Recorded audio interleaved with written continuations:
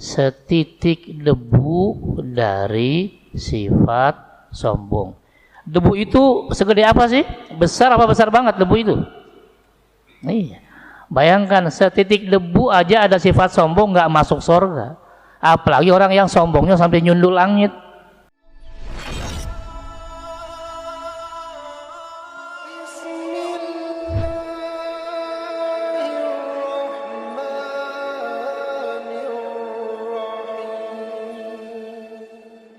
Bismillahirrahmanirrahim. Assalamualaikum warahmatullahi wabarakatuh.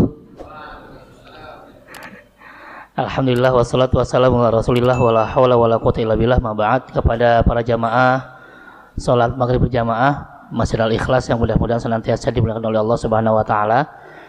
Kita masuk ke surat Al-Baqarah 34 ya. Di sini ada dialog lagi ya, yaitu bismillahirrahmanirrahim. Wa idz qulna lil malaikati isjudu li Adam fasajadu. Ingatlah ketika Allah berfirman kepada malaikat, usjudu li Adam, sujudlah kepada Adam, fasajadu, semuanya sujud illa iblis, kecuali iblis. Aba wastakbaro, iblis menolak dan menyombongkan diri. Nih poinnya ya, ada dua nih masalah dia ya. Satu, dia nolak, yang kedua dia sombong ya. Jadi ketika ditanya kenapa nggak mau, malah ini jawabannya, maka dia termasuk golongan yang kafir.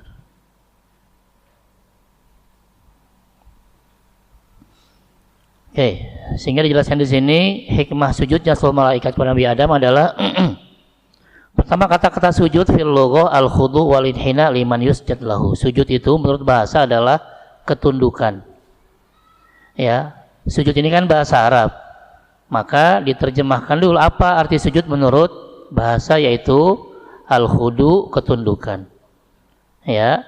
Kemudian wa fi syar'i, nah menurut istilah wad'ul jabhah 'alal ardi, sujud menurut syariat adalah meletakkan dahi di bumi, itu sujud ya.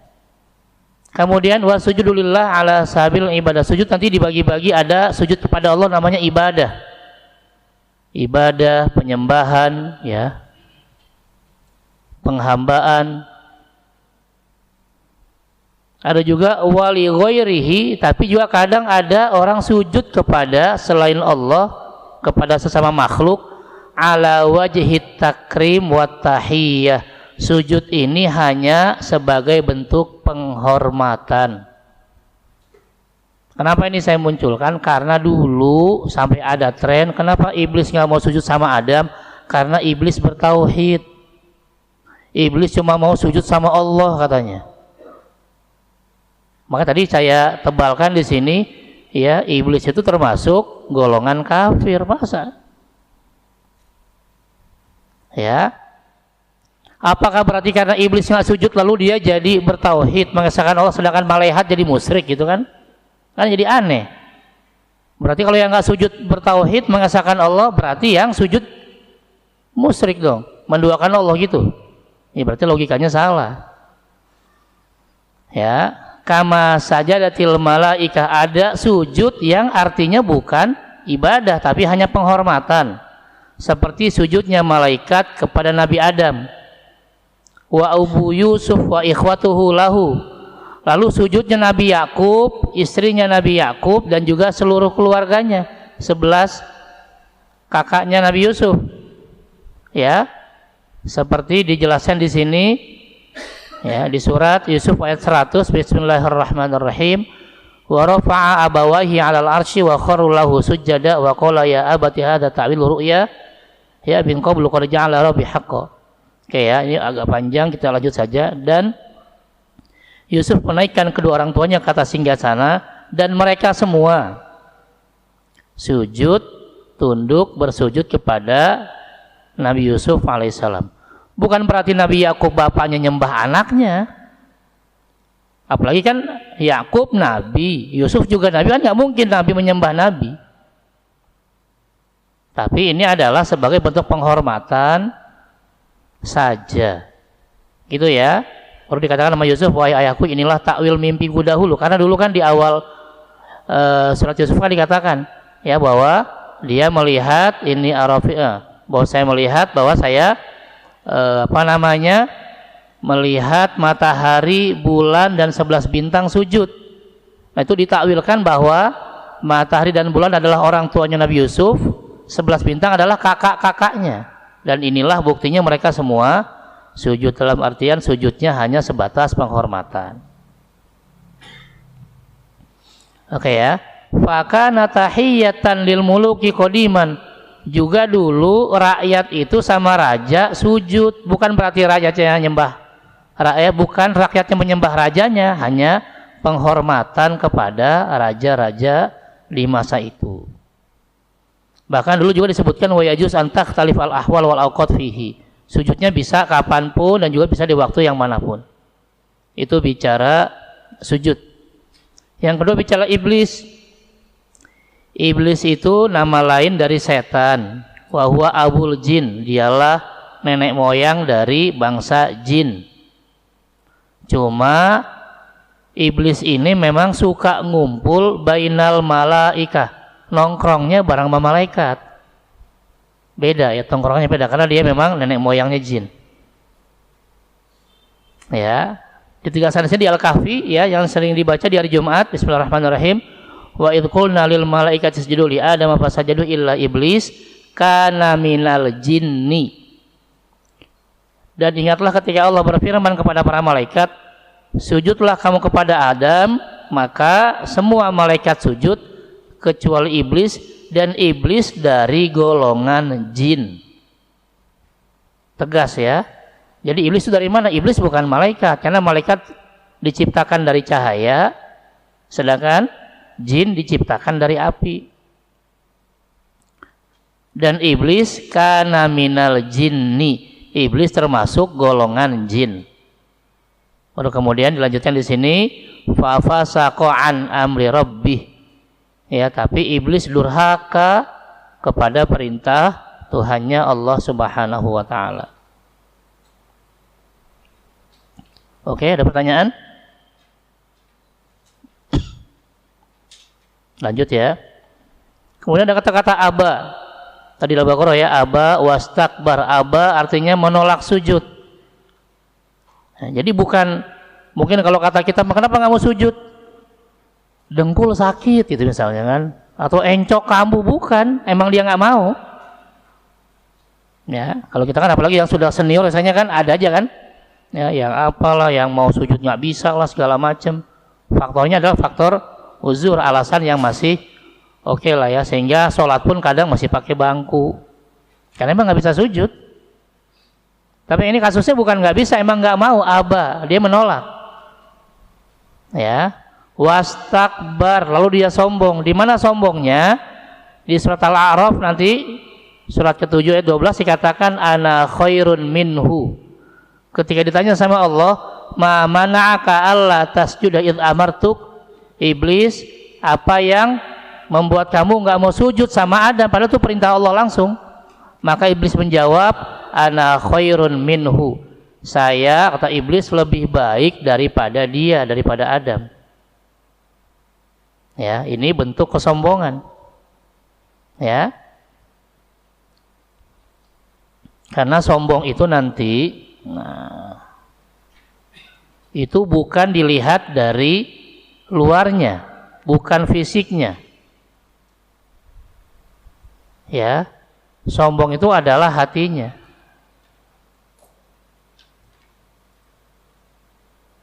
Sehingga nanti ada hadis Nabi yang jelas mengatakan la yadkhulul jannah man kana fi qalbihi mithqalu dzarratin min kibrin. Itu ya, kata Nabi, tidak masuk surga ya orang yang dalam hatinya tuh ada setitik debu dari sifat sombong. Debu itu segede apa sih? Besar apa besar banget debu itu?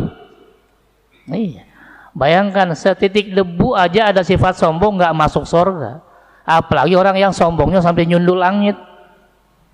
Saking sombongnya. Ya ini hadis sahih. Sehingga sahabat kaget dan langsung nanya. Ya, kata sahabat, ya Rasulullah, innar rajula. Ya. Yuridu an yakuna thawbuhu hasanan wa na'luhu hasanah. Kata sahabat nih, ya Rasul, sungguh ada orang yang ingin terlihat keren, ya kan? Bisa dari pakaiannya, termasuk juga ya sendal atau sepatunya. Maksud sahabat ini, kalau ada orang berpenampilan rapi, apakah itu masuk sombong? Karena saking takutnya dengar hadis yang awal tadi. Waduh, setitik debu aja dari sombong gak masuk surga. Apakah kalau orang berpenampilan rapi tadi, ya pakaiannya juga rapi, bahkan sampai sendal-sendalnya pun juga rapi, apalagi kadang matching ya, terutama kan biasanya perempuan ya, kalau dia merah atas bawah, bahkan sampai kalau perlu mobilnya merah juga, ya. Begitu dia seragamnya putih sampai mobilnya juga yang putih. Ya, anak ada juga teman saya begitu ya. Asal ngantor dia lihat tergantung seragamnya warna apa itu yang dia pakai. Ya punya showroom kali dia ya. Nah, baru kemudian Rasul katakan ya, Rasul tegaskan. Kata Rasul bukan itu. Al-kibru ya. Sombong itu cuma dua. Batorul haq. Yang pertama menolak kebenaran. Iblis masuk ke sini enggak? Masuk enggak ke sini iblis? Masuk. Karena disuruh sujud enggak mau, menolak kebenaran tadi, aba, menolak sujud. Dan yang kedua, wa ghamtun nas. Ya. Merendahkan orang lain. Masuk enggak yang kedua iblis ini? Masuk. Dengan mengatakan ana khairun minhu, saya lebih baik dari Adam, kan merendahkan Adam. Ya, jadi bukan iblis bertauhid, tapi jelas karena iblis sombong, dua-duanya lagi. Jadi hati-hati kita nih umat Islam. Jangan sampai satu saja dibilang sombong, apalagi dua-duanya, udah paket komplit. Ya kan? Disuruh sholat, kagak mau, kan sholat wajib. Takutnya dianggap nolak kebenaran. Ya, disuruh jangan judi melulu, nggak boleh lihat bola dikit judi, nggak ada bola bulu tangkis judi lagi, nggak boleh lah, jangan judi melulu, udah dah ceban-ceban dah, gocap dah. Iya, ada aja gitu yang bikin judi, ya.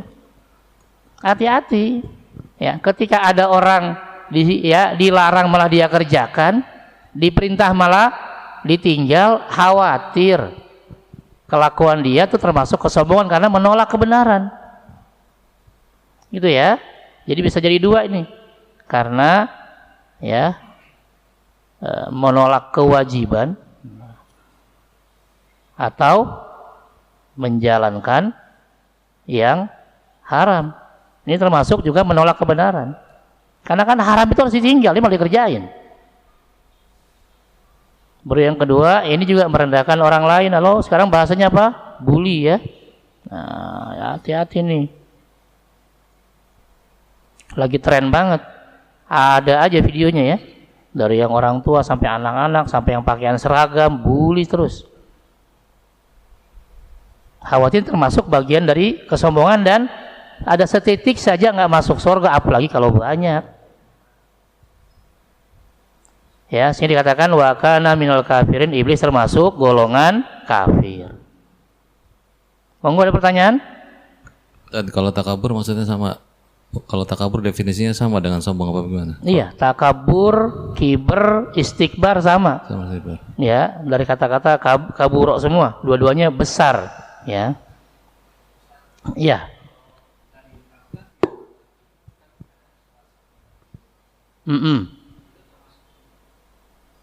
Bagaimana kalau dalam hati? Maka di sini kan masalahnya tadi tuh, siapa yang dalam hatinya? Hadisnya oleh hatinya. Man kana fi qalbihi, siapa yang di hatinya? Terus kalau terjadi kita istighfar terus tadi. Iya, kita istighfar. Ya. Karena memang kita juga nggak bisa ngotak-ngatik hati, makanya istighfar. Kenapa hati disuruh banyak berzikir, ya kan? Kenapa kok yang diserang hati? Karena memang itulah yang dikejar sama setan di surat An-Nas, alladzi yuwaswisu fi sudurin nas. Emang kerjaan setan itu bikin was-was, membisikkan kejahatan di dalam dada, di hati manusia. Ya, sehingga kalau ada satu saja udah hati-hati, apalagi dua-duanya ada. Ya. Tapi beda ya, misalnya nih ada orang nggak sholat. Kenapa? Males. Males itu bukan nolak kebenaran. Ya, malas itu sebenarnya dia tahu sholat wajib, tapi entar aja lah, males. Baru ajan, entar aja dia pas qomat, entar aja lah baru qomat. Yang itu bukan masuk sombong. Ya, dia masih tetap mengakui kewajiban sholat. Yang dimaksud di sini adalah dia tidak mengakui kewajiban. Ya, misal dia nggak sholat, kamu kenapa nggak sholat? Males. Emang nggak wajib? Wajib sih, tapi males.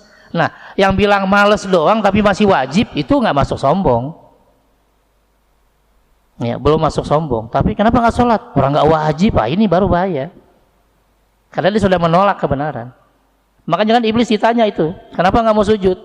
Baru dia katakan dengan tegas bahwa ya karena saya lebih hebat dari Adam. Berarti sombongannya itulah. Ya, jadi walaupun nggak dikeluarkan, ketika memang ada bibit-bibit itu segera bersihkan. Ya, tapi nggak usah minum wipol ya, wipol jangan, nggak ngaruh itu. Iya. Oke ya, monggo. Ada yang lain? Iya.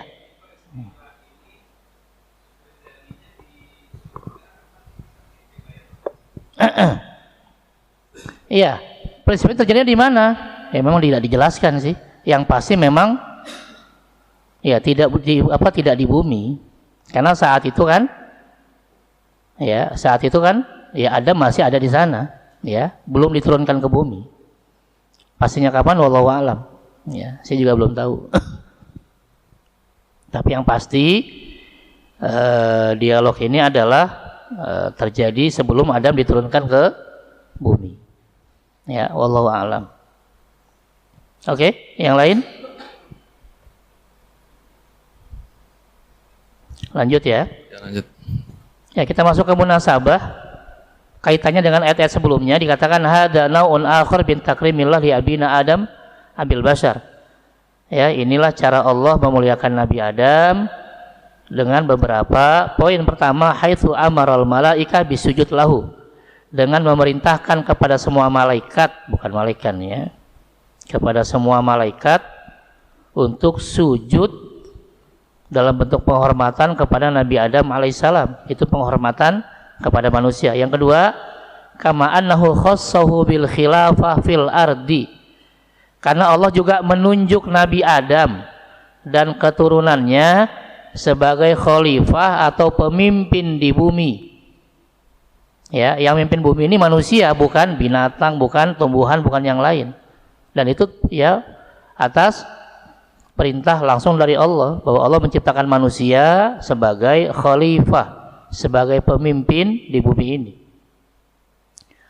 Lalu yang berikutnya, karena pemimpin ya harus punya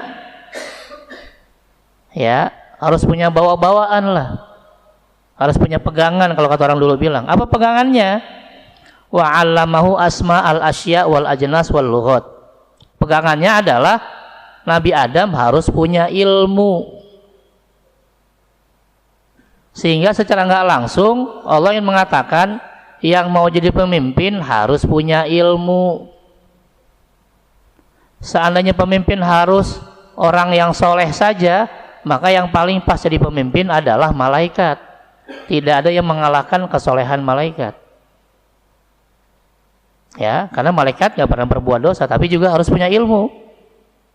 Itulah yang membuat malaikat kan kalah sama Nabi Adam saat itu. Ya, sehingga pemimpin itu diharapkan, ya kalau tidak diwajibkan ya diharapkan punya ilmu. Jangan sampai pemimpin nggak ngerti apa-apa, kasihan. Ya, iya.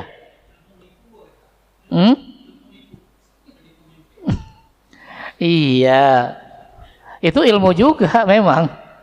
Ya, itu saking banyak ilmunya itu ya. Ya, ilmu itu memang ada dua, ada ilmu yang benar, ada yang salah ya. Kalau ilmunya nipu ya salah. Iya. Iya.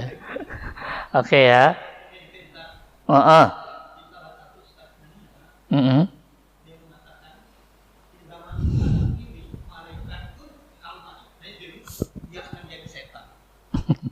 Ada kan? Ya, kalau bahasanya begitu ya dimaklumin aja. Mungkin dia orang yang putus asa berarti. Iya kan? Jadi buat capres. Iya. Kemudian dia klarifikasi bahwa jin dan malaikat itu sebenarnya dulunya sama, gitu. Tapi karena dia menolak sujud kepada Adam, jadi iya, memang bicara syariat itu ditujukan kepada bangsa manusia dan bangsa jin. Ya, nanti 51 dijelaskan wa ma khalaqtul. Ya, oke dijelasin ya. Itu sehingga ya sama-sama sebenarnya. Tapi kalau malaikat nggak bisa. Malaikat itu udah pakemnya dia pasti taat. Jadi kalau dikatakan malaikat pun masuk ke sini rusak ya salah. Berarti dia ngaji belum sampai Al-Baqarah kali. Baru juz amma. Nah, iya, malaikat diapa-apain nggak bisa. Karena jelas la ya'sunallaha ma amarahum. Malaikat nggak pernah bermaksiat di surat 66 ayat 6. Nggak pernah bermaksiat. Karena malaikat nggak punya nafsu. Jangan kan maksiat, makan aja enggak, minum enggak, nikah juga enggak. Saking memang fokusnya ibadah. Nggak bisa. Makanya tadi malaikat nggak bisa jadi pemimpin. Kalau malaikat diturunkan ke bumi jadi pemimpin, isi bumi ini masjid semua. Nggak boleh lihat fasos-fasos masjid isinya. Kenapa? Buat ibadah. Orang lain kelaparan nggak peduli, dia orang nggak tahu dia nggak makan. Ya kan? Nggak tahu. Nah, inilah diantara bentuk kemuliaan ya dari Allah pada Nabi Adam. Bismillahirrahmanirrahim. Walaqad karramna bani Adam. Sungguh Allah telah muliakan anak cucu Adam. Kita ini mulia semua. Ya. Lalu wa hamalna fil barri wal bahri, Allah angkut di laut. Nah, Allah beri rezeki dari yang baik. Udah ada rezekinya, tinggal sabar. Zaman sekarang Pak Ustadz, jangan nyari yang halal. Yang haram aja susah. Berarti nggak percaya sama Allah dia. Allah yang bilang, Allah kasih rezeki yang baik. Iya. Baru Allah lebihkan mereka di atas banyak makhluk yang Allah ciptakan dengan kelebihan yang sempurna. Makanya di ayat yang lain dikatakan walau ya laqad khalaqnal insana fi ahsani taqwim. Allah ciptakan kita semua manusia dengan bentuk yang terbaik. Ya, ini diantara kelebihan yang Allah berikan kepada kita. Sehingga ditafsirkan dikatakan di sini wadhkur aidon ya Muhammad liqaumika hina qulna lil malaikatil athhar. Ingatkan juga hai Muhammad kepada kaummu. Ya, ketika Allah berfirman kepada malaikat yang suci, usjudu li Adam, sujud khudu wa tahiyyah. Sujudlah kepada Adam sebagai sujud penghormatan, bukan sujud ibadah. Ya, kama yaf'alul kuffar ma'asnamihim. Seperti ya, bukan sujud ibadah seperti perbuatan orang kafir kepada patung-patungnya, mereka sujud ibadah. Tapi malaikat kepada Adam sujudnya sujud penghormatan. Maka semua malaikat sujud kecuali iblis. Dia menolak sombong, ya menolak karena sombong tadi. Ya, sehingga dikatakan qailan a'asjudu lahu, kata iblis, apakah saya harus sujud kepada Adam? Wa ana khairun minhu, padahal saya lebih baik dari Adam. Khalaqtani min nar wa khalaqtahu min tin. Saya diciptakan dari api sedangkan Adam diciptakan dari tanah. Ini sudah bentuk pembulian ini. Ya, karena dianggap api lebih hebat dari tanah. Ya. Karena itulah di sini Allah murka. Ya, fasara bi ibaihi wasikbarihi wa ta'alihi wa gururihi minal kafirin, sehingga iblis masuk golongan kafir. Ya. Lalu fastahaqqal la'na, iblis dilaknat ila yaumiddin sampai hari kiamat karena menolak perintah Allah, menolak sujud kepada Adam. Ya. Kelihatannya sederhana, tapi masalahnya bukan di sujudnya, tapi menolak perintah Allah kemudian mengaku lebih hebat dari Adam. Masalahnya di sini, bukan di perintahnya. Perintahnya sih kelihatannya sederhana, cuma disuruh sujud. Tapi alasan menolaknya itu loh. Ya, karena merasa lebih baik. Ya. Tadi kan ini percakapan ini atau perintah ini kan sebelum bumi diciptakan ya Ustaz, untuk menyembah kepada Nabi Adam, betul kan? Sebelum belum diciptakan. Nggak dijelaskan. Oh, nggak dijelaskan. Soalnya kan kita diciptakan dari tanah. Kalau pada saat itu bumi belum diciptakan, tanahnya jenis apa gitu maksudnya? Iya. Ya kan saya nggak bilang bahwa Adam ada, bumi belum ada. Ya, yang pasti ketika Adam diturunkan ke bumi, bumi sudah siap semua. Gitu ya. Apakah ketika Adam ada kemudian bumi nggak ada? Enggak juga. Karena memang manusia ini belakangan. Ya, diciptakannya kan belakangan. Mana buktinya? Ya buktinya di sana ada malaikat, ada jin. Berarti kan manusia belakangan diciptakannya. Ya, dan bisa jadi tadi semuanya sudah ready. Tinggal nunggu manusia. Ya. Dan mana juga buktinya kalau bumi sudah ada, karena di antara tafsirnya kemarin yang ayat 30 itu, ya, kenapa malaikat dianggap tahu bahwa nanti manusia ini punya potensi untuk merusak bumi dan menumpahkan darah? Di antara penafsirannya dikatakan dulu sebelum bumi itu dipimpin oleh manusia, bumi pernah dipimpin oleh bangsa jin. Berarti kan sudah ada sebelum manusia diciptakan. Tapi kemudian jin ini merusak bumi, menumpahkan darah, sehingga Allah mengutus malaikat untuk mengusir jin-jin ini ke pulau-pulau terpencil dan diusir juga ke pegunungan-pegunungan. Makanya nggak usah aneh-aneh nyari tempat-tempat terpencil, sepi, menyendiri, yang ada kesurupan. Banyak jinnya di sono. Iya, emang udah diusir dia. Barulah ketika diusir, Allah menunjuk Nabi Adam atau manusia untuk memimpin bumi. Karena itulah malaikat nanya, kenapa nunjuk manusia? Kan dia sama dengan jin. Dia akan merusak bumi dan menumpahkan darah. Gitu ya. Dari situ kan kelihatan bahwa bumi sudah ada sebelum manusia diciptakan. Wallahu a'lam. Oke? Ada yang lain? Lanjut ya. Sehingga dikatakan di sini apa hikmahnya? Bi anna Adam wa dzurriyyatahu la yaliqu bihim isyan awamirillah. Pertama, ini warning. Ya, ini jadi bentuk kehati-hatian, peringatan buat manusia jangan sampai bermaksiat kepada Allah sekecil apapun. Seandainya bermaksiat, buru-buru tobat.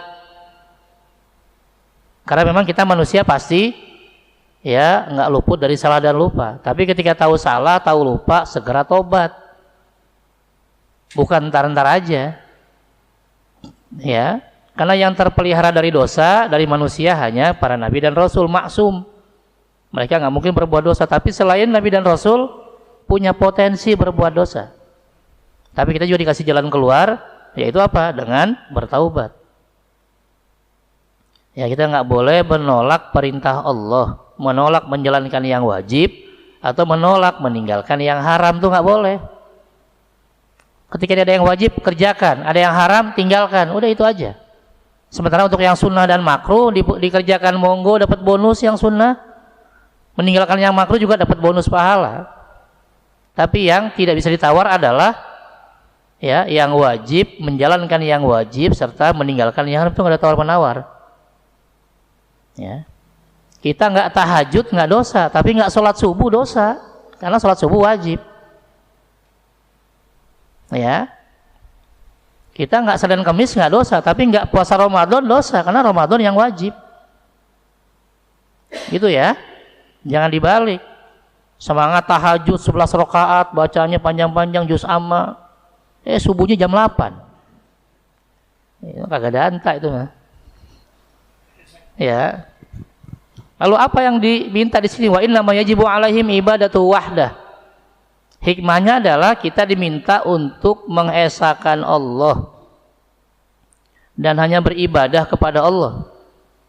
Karena Allah telah memuliakan kita, keturunan Nabi Adam alaihissalam, ya tadi walaqad karomna bani Adam, sungguh Allah telah memuliakan anak cucu Adam.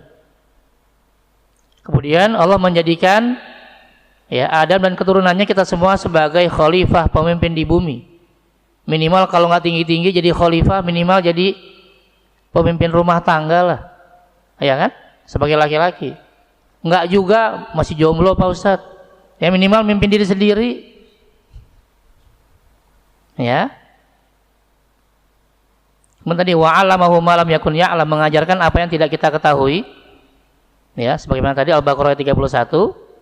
Sehingga Imam Tabari mengatakan innallaha ta'ala arada bi qissati iblis takri asbahi min bani Adam. Allah Subhanahu wa taala dalam kisah penolakan iblis ini untuk sujud pada Adam ingin menegur. Ini teguran terhadap pengikut iblis. Nah, hati-hati nih, ada manusia tapi ikut iblis. Siapa? Yaitu Yahudi. Kenapa? Karena Yahudi menolak kerasulan Muhammad. Iblis dulu menolak sujud pada Adam alaihissalam. Sekarang Yahudi dan Nasrani menolak kerasulan Muhammad SAW. Seandainya mereka baca ayat ini, mereka harusnya ingat yang udah di sorga aja diusir, apalagi yang belum sampai sorga, gimana bisa masuk? Beruntunglah kita yang sejak awal sudah meyakini kerasulan Muhammad. Bahkan tidak hanya meyakini kerasulan, termasuk meyakini bahwa Nabi Muhammad sebagai Rasul terakhir. Ya, jadi jangan cuma sampai mengakui kerasulan. Nabi kita adalah Nabi terakhir.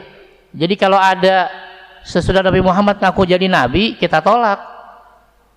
Ya, mau namanya siapa kek? Ya, Mirza Ghulam Ahmad misalnya Ahmadiyah, atau Ahmad Mosadek yang betapa di mana tuh? Ya gunung apa tuh? Ya, atau bahkan yang ngaku jadi Jibril ya Edan, ya kan? Ngaku jadi Nabi aja masalah, pakai ngaku jadi Jibril, luar biasa. Ya, jadi ini secara nggak langsung ada warning ya terhadap orang-orang yang menolak kerasulan Muhammad. Hati-hati, ntar kayak iblis. Ya, padahal mereka Yahudi Nasrani, mereka mengenal Nabi Muhammad SAW seperti mengenal anak-anaknya sendiri. Ini ayatnya, lihat, Bismillahirrahmanirrahim. Alladzina atainahumul kitab, di Al-Baqarah 146. Ya'rifunahu kama ya'rifuna abna'ahum. Orang-orang yang telah Allah berikan kitab Taurat, Yahudi, kitab Injil, Nasrani, ya'rifunahu, mereka mengenal Muhammad dari Taurat dan Injil itu. Di Taurat dijelaskan tentang ciri-ciri Nabi Muhammad, di Injil juga dijelaskan tentang ciri-ciri Nabi Muhammad. Kama ya'rifuna abna'ahum, seperti mereka mengenal anak-anak mereka sendiri. Jadi bukan cuma kenal doang, kenal banget kalau orang sekarang. Karena ya, mengenal Muhammad seperti mengenal anak-anaknya sendiri, kenal banget.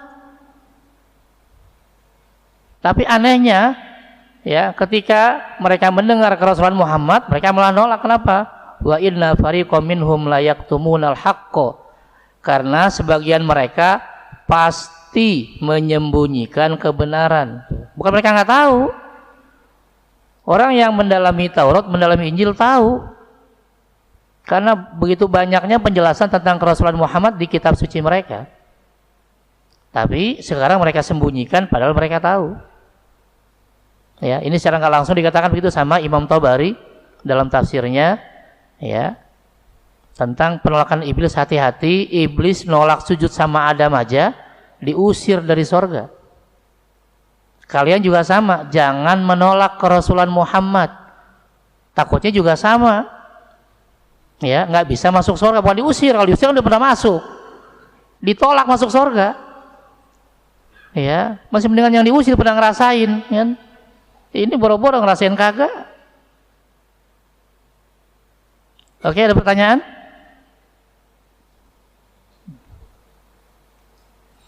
Oke, lanjut ya.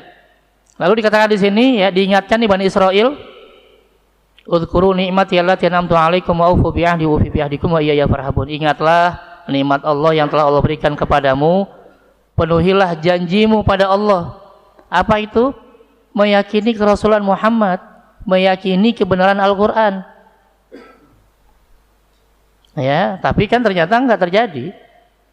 Padahal luar biasa ya yang Allah berikan nikmatnya kepada Bani Israil, di antaranya ini dijelaskan di tafsir Munir ya di halaman 174. Pertama, an-najatu min fir'aun wa alihi. Orang Yahudi Bani Israil di masa Nabi Musa diselamatkan dari kekejaman Firaun. Kan dikatakan di sana ya, kalau yang lahir bayi laki-laki, maaf ya, bahasanya bukan dibunuh saja. Bahasa Qur'annya yudzabbihuna abna'ahum, disembelih di tempat. Kayak apa ngeri coba? Ya, ini emak-emak mau lahiran udah ditungguin sama tentaranya Firaun. Ditongkrongin itu. Begitu lahir tuh bayi, dilihat laki, digorok depan maknya. Ya, ngeri. Dan bahasa Al-Qur'an yudzabbihuna. Itu pakai penambahan tasydid. Bukan yaf'alu tapi yufa'ilu. Berarti berulang-ulang. Dan dzabah itu artinya menyembelih. Ini disembelih terus di depan maknya. Bagaimana nggak stresnya di zaman dulu itu? Sekarang aja orang dibilang teroris sudah takut duluan kan? Tapi udah gede terorisnya. Di zaman Nabi Musa bayi aja bilang teroris baru lahir, makanya langsung dibunuh. Wa yastahyuna nisa'um, tapi ya kalau lahirnya perempuan didiamkan tapi dipekerjakan nanti ketika dewasa, sama juga disiksa juga. Ya, tapi kemudian Allah selamatkan dari kekejaman Firaun. Yang kedua, nikmatnya ubur Bani Israil fil Bahril Ahmar. Mereka bisa nyebrang dari Mesir, Afrika, nyebrang ke Asia melalui Laut Merah. Ya, salimin, nyebrang dengan selamat, dan dasar lautnya jadi kering. Ya, tapi ketika disusul oleh Firaun dan tentaranya, justru mereka ditenggelamkan oleh Allah Subhanahu wa taala. Ya, ini diantara nikmat yang Allah ingatkan, wahai Bani Israil, ingat nikmat Allah. Ya, mengingatkan Bani Israil di masa Nabi Muhammad, ingat nenek moyang kamu di masa Nabi Musa, ini sudah banyak nikmat yang Allah berikan. Jangan sampai kamu sama seperti nenek moyang kamu, kerjaannya adalah menolak kebenaran terus. Kemudian juga diterimanya taubat Bani Israil. Ya, yang keempat, at-takhallus al-jama' minal mujrimin bi amrillah nabiyahu Musa alaihissalam ba'da an takhadhu Bani Israil al-ijla. Juga diselamatkan dari penyembahan anak sapi. Dan ketahuan siapa provokatornya, itu Samiri. Ya, yang berikutnya ahyainahum ba'dal mautil haqiqi. Ya, Allah hidupkan setelah dimatikan, gara-gara juga ya itulah Bani Israil kurang ajar ya. Disuruh beriman sama Allah, malah nantang. Kami nggak mau beriman sebelum kami melihat Allah dengan mata kepala kami sendiri. Waduh. Udah, habis ngomong langsung petir nyamber mati. Ya, tapi kemudian Allah hidupkan lagi. Ya, iya, masih luar biasa, Allah sayang banget. Kemudian begitu di padang pasir, panas luar biasa, Allah tutupi dengan awan yang putih, enak, jadi adem. Ya. Kemudian Allah berikan juga makanan dan minuman. Padahal di padang pasir. Ya. Ya. Oke, dan poin-poin yang lain. Ya, ini diantara hikmahnya.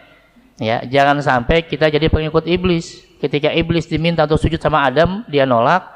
Ini ya, pengingatnya adalah jangan sampai ketika kita diminta untuk menerima Rasulullah, malah kita nolak juga. Ya.